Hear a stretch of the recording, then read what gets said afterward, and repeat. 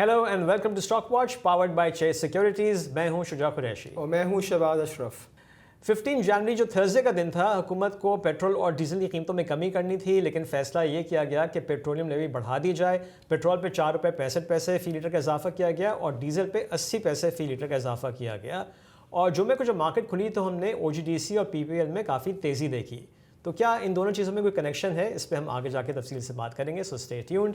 इस हफ्ते का आगाज़ मंदी से हुआ और जो करेक्शन हमको पिछले हफ्ते के आखिरी 2 सेशन में नज़र आ रही थी, जब इंडेक्स ने 1,87,900 का हाई टच किया, वो इस हफ्ते के शुरू में भी हमको कंटिन्यू होती हुई नज़र आई।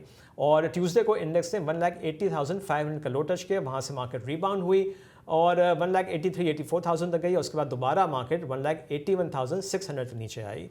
So in the end who took the week, bulls और बेयर्स? Let's find out.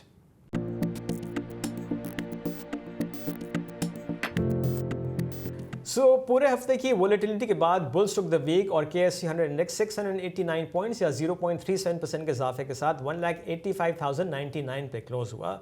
इस हफ्ते के टॉप गेनर्स और लूजर्स पे नजर डाल लेते हैं। इस हफ्ते सबसे ज़्यादा इजाफा एटलस होंडा की स्टॉक प्राइस में हुआ, जो 22.3% था।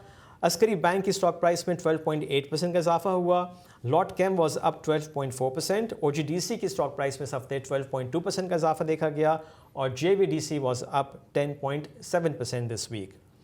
इस हफ्ते के टॉप लूजर्स पर नजर डालें तो सबसे ज़्यादा कमी IBFL की स्टॉक प्राइस में हुई, इट वॉज डाउन 13.8%। साजगार इंजीनियरिंग की स्टॉक प्राइस में 10.3% कमी हुई। आदमजी इंश्योरेंस वॉज डाउन 10.3%।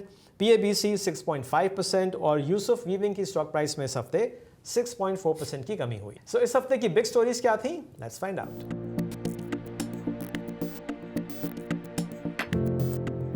ना जैसा कि मैंने कहा कि इनिशियली इस हफ्ते हमको मंदी नज़र आई थी, तो उसकी सबसे बड़ी रीज़न प्रॉफिट टेकिंग थी और ऑफ कोर्स जियोपॉलिटिकल टेंशंस भी थे। और जब towards the end of the week वो जियोपॉलिटिकल टेंशन सबसाइड हुए तो हमने मार्केट में तेज़ी देखी और फ्राइडे को 2% का इंक्रीज़ हमको नज़र आया। अच्छा, इसके अलावा जो मैंने मेंशन किया कि फ्राइडे को जब मार्केट खुली तो हमने OGDC और PPL को एक गैप के साथ, पॉजिटिव गैप के साथ खुलते हुए देखा। और मैंने ये भी कहा कि पेट्रोलियम लेवी में इजाफा किया गया और हम इसको इस तरह से भी देख रहे हैं, इन्वेस्टर्स ने इसको इस तरह से देखा कि पिछले महीने यानी कि दिसंबर में एक मीटिंग हुई थी गवर्नमेंट की और जहाँ से ये खबर आ रही थी कि शायद गैस सर्कुलर डेट जो रिटायर करना है या उसको कोई हल ढूंढना है, उसमें मुख्तलिफ प्रपोजल्स हैं। उसमें एक प्रपोजल ये भी था कि शायद पेट्रोलियम लेवी में इजाफा किया जाए 5 रुपये फ़ी लीटर तक का। तो इन्वेस्टर्स ने शहबाज आई थिंक इस चीज़ को टाई अप किया कि हमने ऑलमोस्ट ये देखा कि अगर पेट्रोल और डीजल की जो लेवी में इजाफा किया गया है वो 5 रुपये से थोड़ा ज़्यादा ही बनता है, तो शायद अब ये जो एक फार्मूला सामने आ रहा है कि जिसमें PL में इजाफा किया जाएगा, कुछ डिविडेंड्स की बात भी हो रही है, फिर ये कहा है कि जो थोड़ा सेविंग्स होंगी LNG के जो कार्गोज डाइवर्ट किए जा रहे हैं, तो इससे जो सेविंग्स होंगी इससे गैस सर्कुलर डेट रिटायर किया जाएगा। तो शायद कनेक्शन कुछ बन रहा है कि चूँकि ये बात मेंशन की गई थी एक ऑफिशियल मीटिंग में और जब ये खबर आई कि जी पेट्रोलियम लेवी में इजाफा किया गया, तो आई थिंक इसको कुछ टाई अप कर रहे हैं इन्वेस्टर्स। लेकिन आप देखें जहाँ तक resolution of gas circular date है, ये तो हम काफ़ी टाइम से सुन रहे हैं। तो हमने इस बार पहली दफ़ा देखा कि गवर्नमेंट ने जो पेट्रोलियम लेवी बढ़ा दी है। ऑफकोर्स हमने ये देखा है कि पेट्रोल में बढ़ाई है तकरीबन 4 रुपये 65 पैसे और डीजल में तकरीबन 80 पैसे बढ़ाई है। अगर आप इस तरह देखें, अगर ये नंबर को हम एनालाइज कर दें तो ये तकरीबन आपका 500-525 अरब रुपए गवर्नमेंट जमा कर सकती है, एडिशनल जमा कर सकती है। सो ऐसा लग रहा है कि government is most serious about dissolving या रिड्यूसिंग द सर्कुलर डेट, जिसकी वजह से एक बड़ा चंक बेनिफिट हो जाएगा। अगर आप ये देखें, OGDC देखें और PPL को देखें, इसके जो रिसीवेबल्स हैं, जो ओवरड्यू रिसीवेबल्स हैं, अगर आप पर शेयर बेसिस पे देखें, PPL के 213 रुपये के रिसीवेबल्स ओवरड्यू हैं, वरस OGDC के तकरीबन 125 रुपये हैं। सो अगर यहाँ रिडक्शन होती है in gas circular debt, although it's very early to say, but government is taking steps in the right direction, तो एक बड़ा बेनिफिट हो सकता है फॉर OGDC एंड PPL को। अब एक और एंगल जो आप बात कर रहे हैं कि हमने देखा है कि ऑल्दो मार्केट काफ़ी वोलेटाइल रही, but few stocks specially the energy chains में हमने काफ़ी तेज़ी देखी और काफ़ी वॉल्यूम भी देखा है। सो मुझे लगता है एक रीज़न तो ये है कि government is more serious now और रेजोल्यूशन हम देखेंगे कि हो सकता है इन द नेक्स्ट फ्यू मंथ्स हमें नज़र भी आए और स्टेप्स हम देखें आगे जाके, जिसकी वजह से गैस की जो सर्कुलर डेट है वो कम हो। आई थिंक एक और इम्पॉर्टेंट जो ट्रिगर है for the ENP company specially OGDC and PPL, वो रिको डेक है। हमें पता है कि रिको डेक की जो फाइनेंशियल क्लोजर है वो हम पहले दिसंबर में एक्सपेक्ट कर रहे थे, बट अब शायद प्रॉब्ली जैन या जब भी हो वो इंपॉर्टेंट ट्रिगर होगा। आई थिंक एक और इम्पॉर्टेंट एंगल देखें, स्पेशली हम देख रहे हैं कि ग्लोबली आपकी जो कॉपर प्राइसेस हैं, गोल्ड प्राइसेस आपके स्काई रॉकेट हो गई हैं और ऑल टाइम हाई पे हैं। तो जब रिकोडेक का आई थिंक ये शुरू हुआ था आपका प्रोजेक्ट, उस वक्त प्राइसेस अराउंड गोल्ड की तकरीबन $2,000 पे थी, अब तकरीबन $4,500 पे हैं। तो अगर उसका इम्पैक्ट देखें फॉर OGDC और पीपीएल वो सिग्निफिकेंट है। जो पहले आई थिंक अब अगर आप लेटेस्ट वैल्यूएशंस पे देखें तो I think earning per share impact और पीपीएल तकरीबन ₹27 का बनता है, और अगर आप पीपीएल की अर्निंग देखें पूरे साल की तकरीबन ₹30 की, तो कितना सिग्निफिकेंट इम्पैक्ट है। अगर आप OGDC को देखें, OGDC की अर्निंग तकरीबन पूरे साल की ₹30 बनती है, वेरएज रिकोडेक से तकरीबन ₹15-16 आ सकते हैं। सो मुझे ऐसा लगता है अगर देखिए मार्केट ने बहुत एक बुल रन दिखाया है, मगर देयर आर फ्यू स्टॉक्स जो ट्रेडिंग वेरी इंटाइसिंग वैल्यूएशन। अगर आप OGDC और पीपीएल को देखें, वो तकरीबन चल रहे हैं 8 टाइम्स वैल्यूएशन पे एट करंट लेवल्स पे। तो मार्केट ने इसका रिकोडेक की वैल्यूएशन को फिलहाल इनकॉर्पोरेट नहीं करा है, और अगर हम आगे समझते हैं कि जो आपके रिसीवेबल्स हैं वो क्लियर आउट होंगे, so will be a big trigger. तो एक कॉम्बिनेशन ऑफ रीजंस रहे जिसके हमने देखा कि वजह से पीपीएल में भी और OGDC में हमने तेज़ी देखी। राइट अच्छा, मैं यहाँ थोड़ा सा दोबारा ये स्ट्रेस कर दूँ कि ये जो पेट्रोलियम लेवी में इजाफा किया गया है, ये प्रपोजल है, अभी कोई कंफर्म चीज़ नहीं है। बट ऑफ कोर्स मार्केट चूँकि लिक्विडिटी काफ़ी है और ये खबर कोई भी ऐसी आती है तो हमको एक इनिशियल रिएक्शन मार्केट में जिसको कहते हैं ना कि वो नज़र आता है, वो हमको नज़र आ रहा है। तो लेट्स सी गोइंग फॉरवर्ड के एक्चुअल प्रपोजल क्या होता है कि किस तरह से गैस सर्कुलर डेट को, और मैं एक और चीज़ मेंशन कर दूं कि स्पेशली देखें whether it's resolution of gas circular date through dividends और अदर मींस, उसमें टाइम लगेगा, एक साथ क्लियर आउट नहीं होंगे। गवर्नमेंट का प्लान है कि आस्ते आस्ते over a period of 5 years ये चीज़ खत्म हो। So yes, overall it's a positive. अब देखते हैं गवर्नमेंट क्या स्टेप्स लेती है। राइट और ये देखना होगा कि ये फाइनल प्रपोजल क्या होता है, और ज़ाहिर से IMF की अप्रूवल भी उसके लिए चाहिए होगी। एक और बिग स्टोरी, और वो मारी एनर्जी का हमने देखा कि मटीरियल इन्फॉर्मेशन का नोटिस आया फ्राइडे को। उसमें स्काई 47 की एक कंपनी है और ये AI और क्लाउड बेस्ड, तो वो लॉन्च जो है कर दी गई है, तो ये भी एक खबर थी। इसके अलावा इस हफ्ते के आगाज़ में ऑटो सेल्स का डेटा आया, वो भी आपसे शेयर कर लेते हैं। ऑटो सेल्स को देखा जाए तो दिसंबर 2025 में 13,280 यूनिट्स सेल हुए, which is down 14% month on month, लेकिन ईयर ऑन ईयर बेसिस पे 35% का इजाफा है। और इस तरह से अगर हम इस फिस्कल ईयर के फर्स्ट हाफ के नंबर्स देखें ऑटो सेल्स के, तो वो 88,322 यूनिट्स हो गए हैं, which is up 46% year on year. तो काफ़ी आई थिंक अच्छे नंबर्स हैं ईयर ऑन ईयर बेसिस पे। दिसंबर में एक डिप हमको एक्सपेक्टेड था ही, जो हर साल नज़र आता है, तो वो दैट्स आई थिंक उसको डिस्कार्ड ही करना चाहिए। देखिए ओवरऑल देखें, यस मैं दोबारा रिट्रेट कर दूं कि नंबर्स काफ़ी रोबस्ट रहे हैं, और भले वो ईयर ऑन ईयर ग्रोथ हो या आपकी हाफ ईयर बेसिस पे हो, काफ़ी आउटस्टैंडिंग है। उसके मेजर रीजंस वही हैं कि ऑफकोर्स कॉन्फिडेंस है इकॉनमी में, और आपकी जो इंटरेस्ट रेट्स हैं वो 22 से 11% आ गए हैं। और आप फिलहाल देखिए बड़े इंटरेस्टिंग टाइम्स है आपके ऑटो सेक्टर में, बहुत सारी गाड़ियाँ नई लॉन्च हो गई हैं। सो ऑफकोर्स ये जो अगर आप पिछले साल देखें, तकरीबन एज पर पार्क व्हील्स तकरीबन 47 न्यू व्हीकल्स आई थी। सो आगे जाके देखना पड़ेगा कि कंपटीशन इंटेंस हो रहा है। और हम अगर आप स्पेशली देखें साजगार की, हम यहाँ बात करते हैं, हमने देखा कि लास्ट ईयर इसके जो नंबर्स थे वो एक फिनॉमिनल हमने देखा, इनमें इंक्रीज देखा है। बट अभी जो लेटेस्ट जो लॉन्च हुई है, अगर आप देखें दिस वीक जो लॉन्च हुई है, वो JECO 5 हुई है, J5 के नाम से गाड़ी है। उसमें हमने आउटस्टैंडिंग नंबर्स देखे। हमने देखेंगे पहले इन्होंने यही गाड़ी J7 लॉन्च करी थी, जो तकरीबन एक महीने में तकरीबन कंपनी ने तकरीबन 3,000 यूनिट्स बेचे थे। एज पर मार्केट इन्फॉर्मेशन जो J5 लॉन्च हुई है, और उसकी प्राइस इतनी अट्रैक्टिव है कि तकरीबन इन्होंने 6,000 यूनिट बेच दी हैं तकरीबन ओनली 3-4 दिन में। देखिए इन्होंने क्या करा है, J5 ने क्या करा है कि इनकी जो प्राइस है इज़ वेरी अट्रैक्टिव। इन्होंने SUV को भी हिट करा है सेगमेंट को, और साथ साथ इन्होंने सीडान को भी हिट करा है। तो इट्स वेरी अट्रैक्टिव प्राइस, और आगे जाके हम देखेंगे नए लॉन्चेस आएंगे, और तो कॉम्पिटिशन काफ़ी इंटेंस हो जाएगा। हमने ये भी देखा है कि इस साल जो हाफ ईयर में है, अगर आप हम जो बात करते हैं इंडस की बात करते हैं और जो होंडा की बात करते हैं, they have been the leaders in terms of growth. But going forward growth कैसे रखती है वो हमें देखना पड़ेगा आगे जाते हुए। अच्छा शहबाज, हमने देखा है कि GHNI के नंबर्स अच्छे हैं डिस्पाइट द फैक्ट कि जो हमने दिसंबर एंड का फैक्टर बताया ना, तो और जब भी हमने देखा कि GHNI की स्टॉक प्राइस भी 900 रुपये से ऊपर ट्रेड हुई। आप सही बोल रहे हैं। देखिए द ओनली कंपनी इन दिसंबर जिसने ग्रोथ शो करी है, अगर आप इसकी ट्रक्स और बसेस देखें, उसमें कोई डिक्लाइन आया है year on year month on month basis पे। मगर जहाँ तक D-Max है, D-Max was the main driver behind the growth हमने जो देखी दिसंबर के महीने में। आई थिंक उसका रीज़न ये हो सकता है कि लोग बिकॉज उन्होंने नई लॉन्च करी थी हाइब्रिड कुछ महीने पहले, और उसकी डिलीवरी हो सकता है एक्सपेक्टेड हो in the month of December, हमने वहाँ देखा है। पर आप ओवरऑल देखें GHI के numbers on year on year basis, ये 6 मंथ बेसिस काफ़ी आउटस्टैंडिंग है। और हम समझते हैं अगर ग्रोथ आपकी होती है, रिकोडेक में फर्दर एक्टिविटीज़ होती हैं, तो specially truck segment can do well in the next 6 months too. Right अच्छा, इसके अलावा एटलस होंडा हम ज़रूर मेंशन करेंगे, क्योंकि जैसे मैंने बताया टॉप गेनर्स में इस हफ्ते एटलस होंडा का स्टॉक था।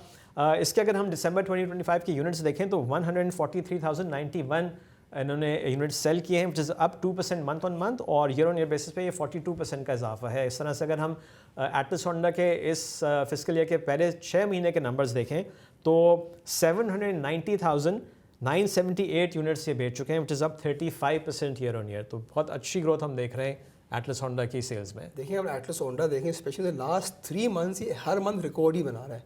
अगर आप इसके 12 महीने के नंबर्स देखें तो बहुत आउटस्टैंडिंग है। आई थिंक जो मैनेजमेंट का टारगेट भी था अबाउट 1.6 मिलियन यूनिट्स का पिछले 12 महीने में, वो अचीव हो गया है। तो और आप देखें, I think Atlas Honda is the only company use a dominant market share इसका है, ताकि 90% है। अगर मैं इस तरह बात करूं कि अगर हम एक्सपेक्ट करते हैं अगले साल भी कंपनी 1.6 मिलियन यूनिट बेचती है और assuming a margin of about 12%, so company तकरीबन 160 से 170 रुपये बना सकती है। सो अगर आप देखें कि इस मंथ इस वीक भी एक मेजर गिनर रहा और मैंने देखा है कि 10 टाइम्स वैल्यूएशन में ट्रेड हो रही है। अब मैं क्यों 10 टाइम्स पे हो रही है, अगर आप ये देखें more of a consumer, right, consumer एक स्टॉक है और हमने देखा कि महंगाई हो गई, एक अफोर्डेबिलिटी आपकी होती है। तो I think it's a good stock for long term, और हम देख सकते हैं कि गोइंग फॉरवर्ड भी अगर सिमिलर ग्रोथ रहती है trajectory, so we can see some spectacular earnings going forward too. Right. अच्छा, इसके अलावा फ्राइडे को लार्ज स्केल मैन्युफैक्चरिंग के नंबर्स भी आए और वो भी आपसे शेयर कर लेते हैं। LSM नवंबर 2025 में it was up 10.37% year on year, और इस तरह से अगर हम इस फिस्कल के फर्स्ट 5 मंथ्स देखें तो LSM में 6% हमने की अपसाइड देखी है। तो ये भी हम दिखा रहा है कि जो लार्ज स्केल मैन्युफैक्चरिंग है वो पहले तो थोड़ा सा हम देख रहे थे आहिस्ते से पिक कर रही थी, अब थोड़ा सा अग्रेसिव होती हुई नजर आ रही है। अगर आप नंबर देखें, नवंबर का जो नंबर आया, I think it's the highest in the last 5 months year on year. तो आई थिंक अच्छी ग्रोथ हो रही है। हमने देखा अभी कि जो GDP का फर्स्ट क्वार्टर का नंबर आया उसमें जो growth was driven by the industrial sector, LSM sector. So मैंने पहले भी जिक्र आपसे करा था कुछ पहले शोज़ में कि yes, because of low base effect यहाँ एक ग्रोथ आ रही है, और हमारा जो भी GDP का टारगेट है for FY26 because of will be driven by the LSM sector और द इंडस्ट्रियल सेक्टर। तो हम समझते हैं गोइंग फॉरवर्ड भी अच्छी ग्रोथ रहेगी। मगर अगर आप देखेंगे जो ग्रोथ है for the last even 5 months वो कुछ सेक्टर्स से आ रही है। फॉर एग्जाम्पल बेवरेजेस हो या फूड सेक्टर हो या आपका पेट्रोलियम सेक्टर हो, पर कुछ सेक्टर्स अभी भी आई थिंक लैग बिहाइंड कर रहे हैं। But going forward we might see कि इकोनॉमी में कॉन्फिडेंस आ रहा है और आपके इंटरेस्ट रेट अगर यहाँ से मजीद कम होते हैं, so we might see one rebound in the overall activities की वजह से हम देख सकते हैं गोइंग फॉरवर्ड। जो हमने इस महीने का नंबर 10% देखा है वो और हम बेहतर देखें गोइंग फॉरवर्ड। अगर आपको ये वीडियो पसंद आ रही है तो अभी सब्सक्राइब करें। ओके, अब हम अपने गेस्ट की तरफ चलेंगे। आज हमको जुनैद गोडिल ज्वाइन कर रहे हैं जो सीनियर वाइस प्रेसिडेंट हैं institutional sales at Arif Habib limited. Junaid, welcome to the show. Thank you Shuja.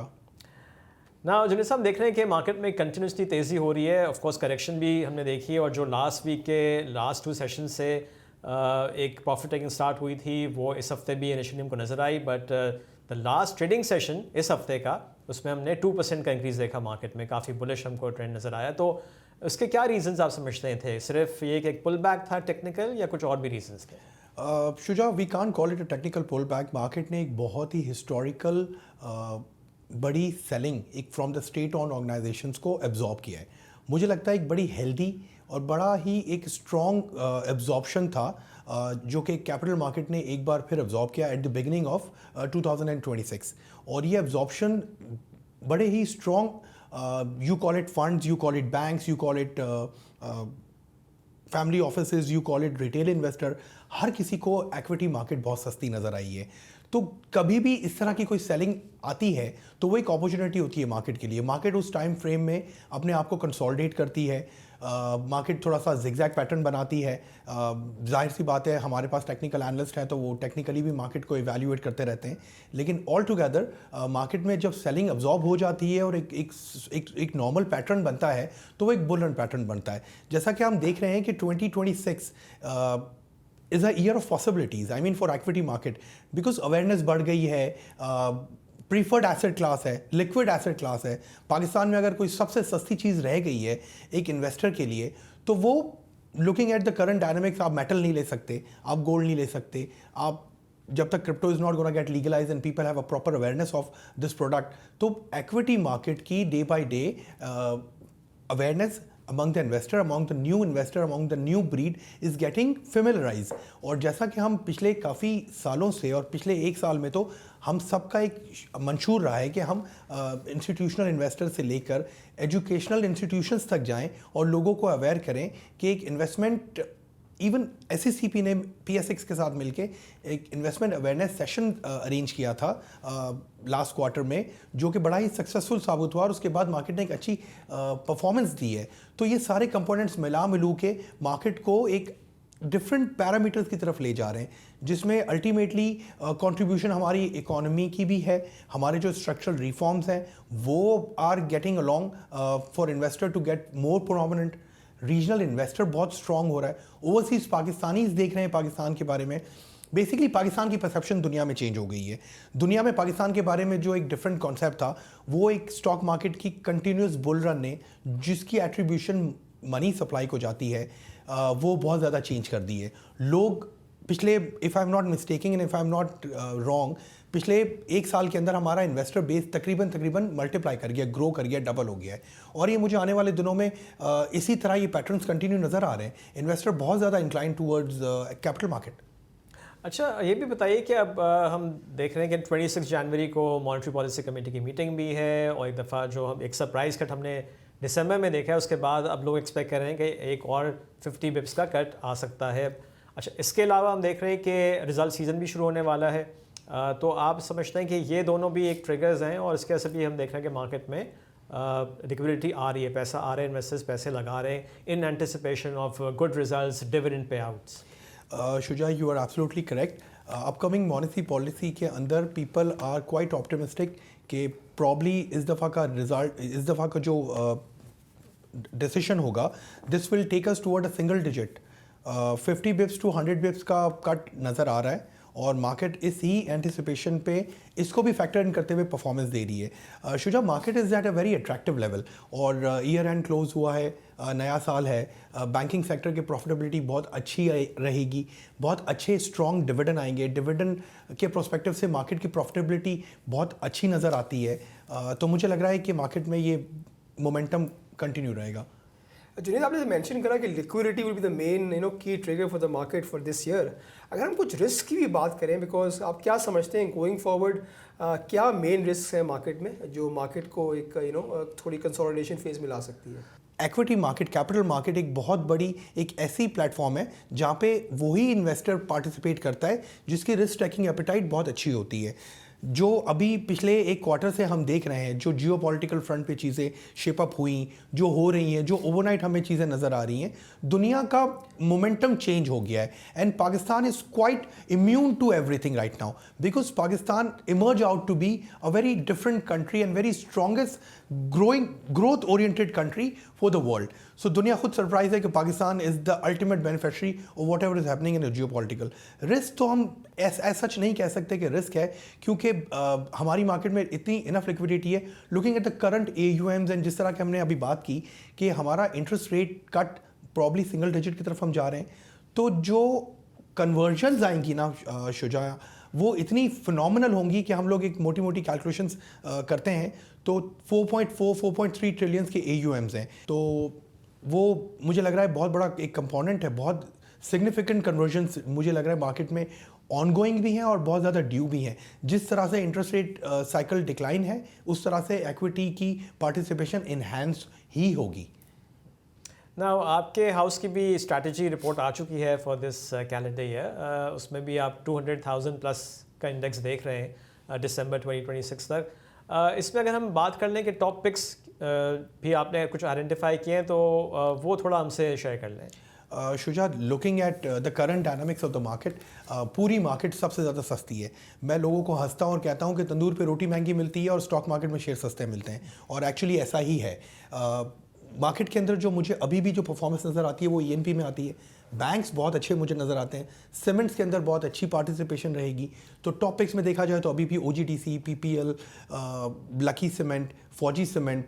Banks के अंदर मुझे यहाँ से अभी भी नेशनल बैंक बहुत अच्छा लगता है, bank Al Habib metropolitan bank. These are going to be a really good stocks moving forward. जो आपने बात कर दी मेन बोर्ड आइटम्स की, तो बात कर दी, अगर हम कुछ साइड बोर्ड आइटम की बात करें जो आप समझते हैं कि नेक्स्ट ईयर के अल्फाज हो सकते हैं, तो कुछ बताएंगे? There are going to be a long list of alphas. I mean, मैं तो मतलब I have always been very bullish across the board. मुझे पार्क इलेक्ट्रॉन बहुत अच्छा लगता है, मुझे सिस्टम्स लिमिटेड बहुत अच्छा लगता है, मुझे ऑटो सेक्टर के अंदर एक सब्सटेंशियल अपसाइड अभी भी नज़र आती है। Particularly Nishat Chunian power is going toward this auto segment. तो उसकी भी जो एपेटाइट और जो उनकी जो प्राइस रेंज है उसको देखते हुए मुझे ऑटो सेक्टर्स के अंदर बड़ी सिग्निफिकेंट ग्रोथ नज़र आती है। फिर उसके अलावा मुझे बाटा बहुत सस्ता है, सर्विस बहुत सस्ता है, पीएनएससी अभी भी बहुत सस्ता नज़र आता है, पाकिस्तान टोबैको है, मतलब I can give you a long list of alpha stocks. Pharmaceutical sector के अंदर अभी भी बहुत लिक्विडिटी ड्राई है। फार्मास्यूटिकल सेक्टर पे चीज़ों में अभी परफॉर्मेंस आई नहीं है, लेकिन वो हाईली इलिक्विड है। मार्केट ग्रेजुअली जिस तरह से जिस क्वांटम की हमने सेलिंग देखी है, मार्केट में एक तरीके से लिक्विडिटी बहुत ज़्यादा इन टर्म्स ऑफ अगर एक कोई अच्छा इन्वेस्टर हमें मिलता है और हम कोई अच्छा ब्लॉक शेयर का ढूंढने जाते हैं तो मार्केट में कोई लिक्विडिटी अवेलेबल होती नहीं है। तो इस तरह के जो सेलिंग्स आती हैं, जिस तरह की जो पोर्टफोलियो रीस्ट्रक्चरिंग हुई है अभी पिछले एक क्वार्टर में, ये एक बहुत बड़ी ब्लेसिंग थी फॉर एक good investor to acquire those good chunks of stocks. अब आने वाले दिनों में मुझे नज़र नहीं आता कि कोई ऐसा सेल ऑफ आएगा, ना ही मुझे लगता है कि कोई ऐसी इंटरनेशनल पार्टिसिपेशन है जो कि आपको ये अपॉर्चुनिटी प्रोवाइड करेगी पाकिस्तान में। अब नया साल, नई एलोकेशंस, मतलब लोग कहते हैं ना कि it's a year of possibilities. So मुझे लग रहा है म्यूचुअल फंड्स के पास अभी बहुत कैपेसिटी है डिप्लॉयमेंट की। अल्टीमेटली फिक्स एंड कन्वर्जन वाली कंपोनेंट वहाँ पे भी आता है। बैंक्स बहुत हाईली अंडर परफॉर्म, बैंक्स के पास अभी भी बहुत ज़्यादा जगह है, बैंक्स अभी बहुत अच्छी पार्टिसिपेशन कर सकते हैं। रिटेल इन्वेस्टर ग्रो कर रहा है, तो मुझे लग रहा है कि people will get more incline towards long list of stocks. अच्छा जुनैद, ये बताइए कि ट्रिगर्स तो आपने काफ़ी मेंशन किए, लेकिन ऑफ कोर्स मार्केट है तो उसमें रिस्क भी होते हैं। तो करंटली आपको कोई गोइंग फॉरवर्ड रिस्क नज़र आ रहे हैं जो आप मेंशन करेंगे? शुजा, जो इस वक्त सबसे बड़ा रिस्क है वो जियोपॉलिटिकल आपके सामने है, जो कि टीवी पे न्यूज़ देख के हमें नज़र आती हैं, but these are the flavour and colour for the market. ये एक जिगजैग पैटर्न बनाता है।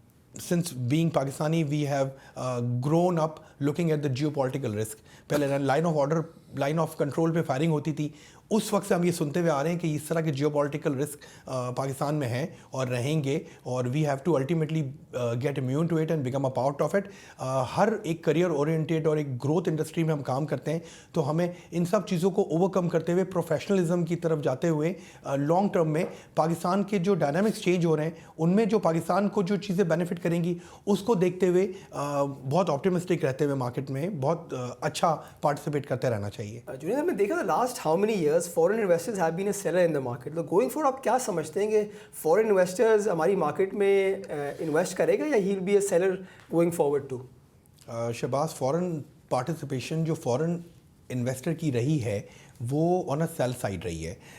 They usually look at Pakistan political sentiment, they look at rupee stability, but fortunately for the past 2 years rupee's been quite stable, और हमारा FATF के बाद से Pakistan have become compliant, and वहीं से एक प्रॉपर इन्वेस्टर कॉन्फिडेंस जनरेट हुआ है और हमारी इकॉनमी ने एक बूस्ट मारा है, और वहीं से पार्टिसिपेशन इंडिविजुअल इन्वेस्टर की, फैमिली ऑफिस की ग्रो करी है। If I am not mistaking, गोरा is closely monitoring Pakistani market.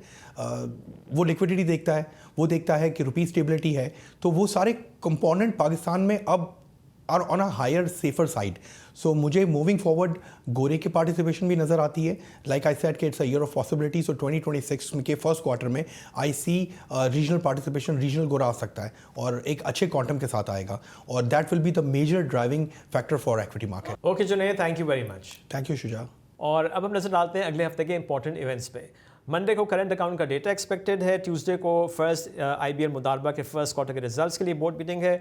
Wednesday को T-bills ऑक्शन है। इसके अलावा ओ बॉय के भी फर्स्ट क्वार्टर रिजल्ट्स के लिए बोर्ड मीटिंग है। थर्सडे को एज यूजुअल फॉरेक्स रिजर्व्स का डेटा आएगा, और फ्राइडे को वीकली इन्फ्लेशन के नंबर्स जारी किए जाएंगे। और अब वक्त हुआ है कैंडल टॉक का।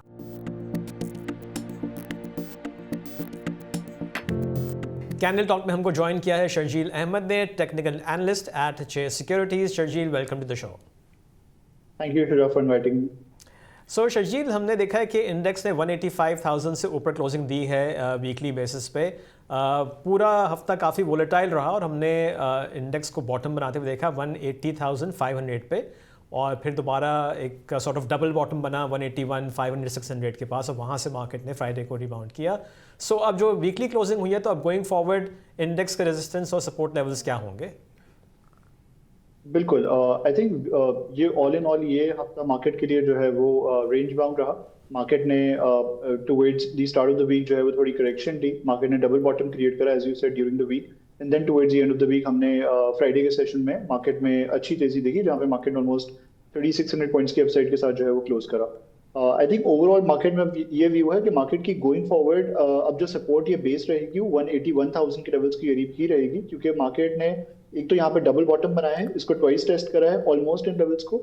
उसके साथ साथ हम ये देखेंगे कि अगर मार्केट इन केस इन लेवल्स को अप्रोच करती है तो यहाँ पे मार्केट अपने इस शॉर्ट टर्म जो रेड चैनल है उसके बॉटम को भी अप्रोच करेगी। तो एक मल्टीपल रीजंस की वजह से this can be a good support zone for the market going forward.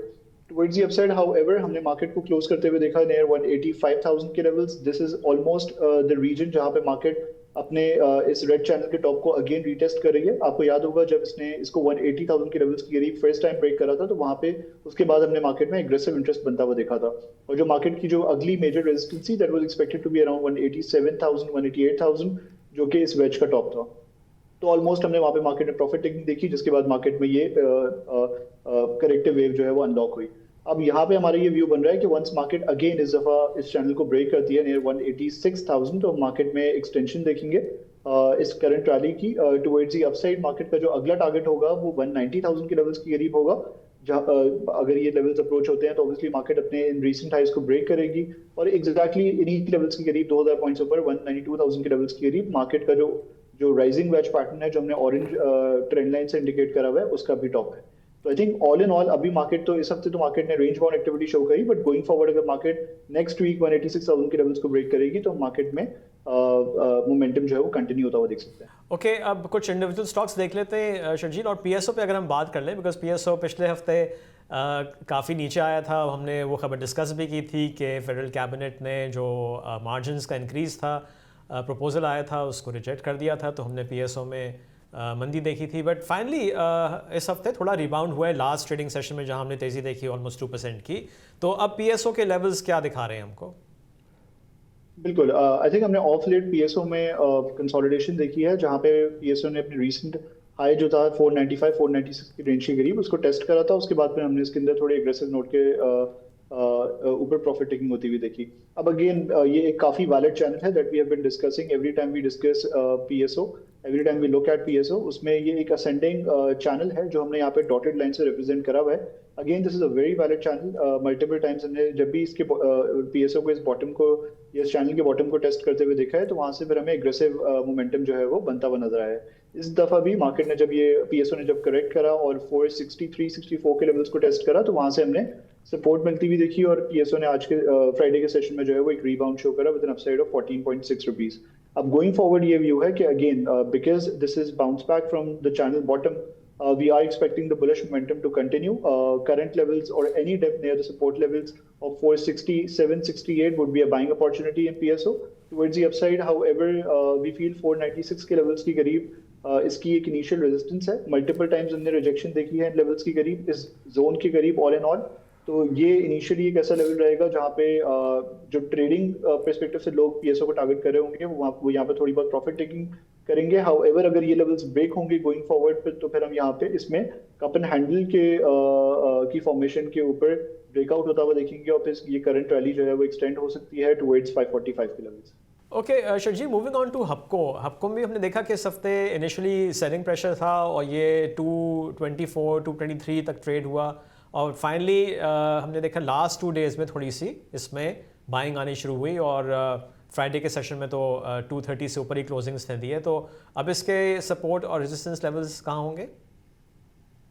बिल्कुल, आई थिंक हमने हपको में रिसेंटली इसने एक टॉप लगाया था नियर 242 के लेवल्स। उसके बाद हमने इसके अंदर करेक्शन आती हुई देखी और इसने जो इसका एक सिमेट्रिकल ट्रायंगल पैटर्न है जिसका इसने ब्रेकआउट दिया था नियर 227 और उसके बाद हाई लगाया था नियर 242, उसको जो है वो रिटेस्ट होता हुआ देखा है।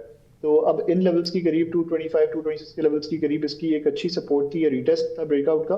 वहां से हमने आज जो है फ्राइडे को जो है वो बाइंग इंटरेस्ट आता हुआ देखा और it close with N upside of 7.1 rupees.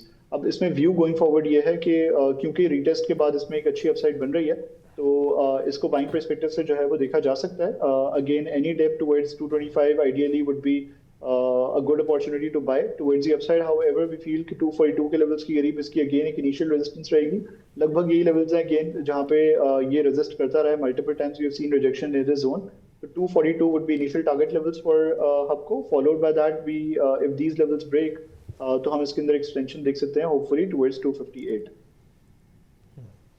Okay, last stock आज जो हम डिस्कस करेंगे वो है फौजी सीमेंट। सीमेंट सेक्टर में भी हमने देखा है कि थोड़ी सी ये खबर भी आई थी कि नॉर्थ में प्राइसेस थोड़ी कम हुई हैं, तो इस हफ्ते कंसोलिडेशन नज़र आई हमको सीमेंट पे। फौजी सीमेंट गया था अराउंड 59 रुपीज़, वहाँ से वापस नीचे आया है, तो इसके टेक्निकल चार्ट सब क्या दिखा रहे हैं? बिल्कुल, फौजी सीमेंट में हमने सीमेंट्स में all in all specifically Fauji cement में हमने कंसोलिडेशन देखी है रिसेंटली। आई थिंक ये वीक ऑल इन ऑल इसका एक रेंज बाउंड रहा, इनफैक्ट स्लाइटली बेयरिश रहा। हमने जब लास्ट टाइम फौजी सीमेंट को डिस्कस करा था तब it was breaking this ascending channel, descending channel. उसके बाद फिर हमने एक्सटेंशन देखी थी towards our two target levels that we mentioned. I think 59.5 since then हम ये देख रहे हैं कि अब ये जो इसकी एक रेंज है towards the downside 55.8 and towards the upside 59.5, exactly इसी रेंज के दरमियान ये ट्रेड कर रहा है और एक ये बैंड इसने क्रिएट कर लिया है। towards the downside 55.8 इसका बॉटम है, सपोर्ट लेवल है। Any dip towards the downside near the support range would be a buying opportunity for Fauji Cement. Alongside that हम ये देख रहे हैं कि क्योंकि ये एक ascending channel में ट्रेड करता रहा है, अब लगभग इस चैनल का बॉटम भी जो है वो इन्हीं लेवल्स के करीब आ रहा है। तो आई थिंक ये लेवल्स इन लेवल्स के करीब एक अच्छी बाइंग अपॉर्चुनिटी क्रिएट हो सकती है। Towards the upside however we feel कि still 59.5 should be our initial targets from trading perspective, जो कि आई थिंक ट्रेडिंग पर्सपेक्टिव से अगर इसके अंदर ये अपसाइड आती है तो यहाँ पे थोड़ा बहुत बुक करना चाहिए। However if these levels break this time, क्योंकि डेली बेसिस पे हमने एक दफ़ा भी इसको क्लोज करते हुए नहीं देखा है, तो अगर वॉल्यूम्स के साथ ये लेवल्स ब्रेक होते हैं तो hopefully will see an extension towards 62.8। Okay, और अगर डाउन साइड पे 55.80 ब्रीच हो गया क्लोजिंग लेवल पे, तो फिर नेक्स्ट सपोर्ट कहाँ होगी? आई थिंक ये ऑल इन ऑल जोन है। 55.8 एक हॉरिजॉन्टली काफी वैलिड सपोर्ट लेवल तो है पिछले, अगर हम 2 महीने की एक्टिविटी को ऑब्जर्व करें, बट अगली सपोर्ट इमीडिएटली उसके बाद ऑलमोस्ट 54.8 के लेवल्स की करीब है। तो ये एक जोन है तकरीबन 70 से 80 पैसे का, ये ₹1 का ऑलमोस्ट, जिसमें जो है वो अगर इन केस इन लेवल्स को अप्रोच करता है तो it would act as a very good level for buying. और आई थिंक जो लोग इसको ट्रेडिंग पर्सपेक्टिव से देखना चाह रहे हैं वो अपने इस चैनल के नीचे जो है वो स्टॉप लॉस लगा सकते हैं for the same target levels. Okay Sharjeel, thank you very much. Thank you. और अब हम चलते हैं एक्सपर्ट स्टेक की तरफ।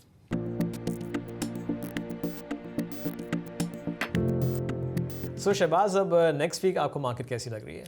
आई थिंक मार्केट मुझे अच्छी लगती है। I think market can carry the positive momentum जो हमने फ्राइडे में देखा है। I think market can test its new highs. अगर आप देखें रिजल्ट सीजन आने वाला है, आई थिंक कुछ क्वार्टर्स अगर कुछ आप रिजल्ट्स देखें तो वो काफ़ी अच्छे आएंगे। आई थिंक इन्वेस्टर्स को फोकस करना चाहिए, वेदर इट्स बैंकिंग सेक्टर या ऑयल एंड गैस सेक्टर, जहाँ अच्छे रिजल्ट्स आएंगे वहाँ आई थिंक अपने वहाँ एक्यूमुलेट करें चीज़ों को। आई थिंक नेक्स्ट वीक मेरा एक और फोकस रहेगा specially on ENP sector too. तो आई थिंक वो वैल्यूशन काफ़ी अट्रैक्टिव है, तो we can expect the same kind of gains in ENP sector going forward specially next week. I think जिस तरह से क्लोजिंग दी है फ्राइडे को, 2% अब मार्केट क्लोज हुई है, और जो मेजर स्टॉक्स हैं जैसे अभी शहबाज ने मेंशन किया, OGDC, PPL, ये काफ़ी बुलिश एक मोड में क्लोज हुए हैं। तो हो सकता है कि मंडे को अगर ये वीकेंड खैरियत से गुजर जाए तो हम एक गैप अप ओपनिंग देख सकते हैं मार्केट में, इन स्टॉक्स में भी। वहाँ इनिशियली थोड़ी सी प्रॉफिट टेकिंग ज़रूर आएगी, और जैसे अभी हम अपने गेस्ट से ही बात कर रहे थे, मार्केट ज़िगज़ैग पैटर्न में जाती है। सो कोई भी अगर डिप आती है मार्केट में तो वो एक एक्यूमुलेशन का अच्छा चांस होगा, क्योंकि फिर अब अगले हफ्ते यानी कि 26 जनवरी को जो मंडे होगा वो मॉनेटरी पॉलिसी कमेटी की मीटिंग भी, और जैसे कि हमने डिस्कस किया मार्केट 50 बेसिस पॉइंट से 1% तक का भी कट एक्सपेक्ट कर रही है।